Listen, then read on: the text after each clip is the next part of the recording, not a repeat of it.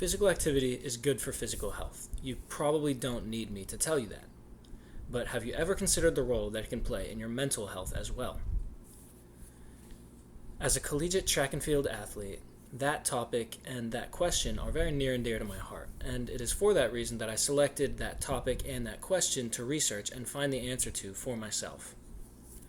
As it turns out, not only is there an impact from physical activity on your mental health, but there are numerous beneficial impacts on mental health. I'd like to cover 3 of these today. First, I'd like to go over how physical activity can actually lessen stress levels. Second, I'd like to explain a little bit about how physical activity can actually help improve resilience and emotional regulation. And third, I'd like to explain how it can help improve mental recovery from major health crises. Firstly, how can it be possible for physical activity to lessen stress levels? Mahindra writes in their article that regular physical activity is associated with the improvement of the functioning of the hypothalamus pituitary adrenal axis, or the HPA axis.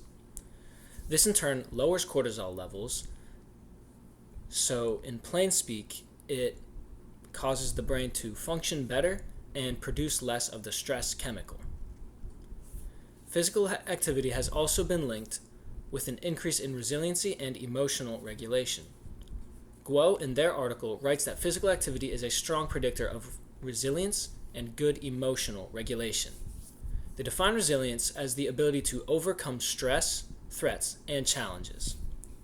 And good emotional regulation decreases the risk of problematic behaviors and negative emotions. High resilience benefits mental health by reducing anxiety, stress, loneliness, and depression. Essentially, physical activity is associated with high resilience, and high resilience improves mental health. Mahindra also writes in their article that regular physical activity causes an increase in the production of 2 chemicals, opioids and endocannabinoids, which are associated with higher physical pain tolerance, which suggests additional benefits to resilience.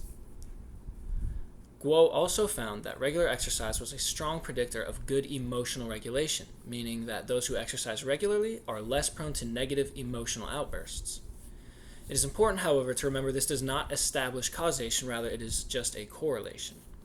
Finally, exercise and physical activity have also been shown to be beneficial in the mental aspect of recovery from major health crises.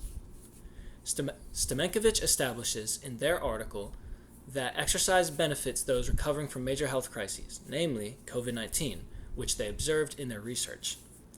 Stamenkovich also found in their research that lower and moderate intensity physical activities, such as walking, had significant positive impacts on mental health, while there was little to no impact from high-intensity physical activity.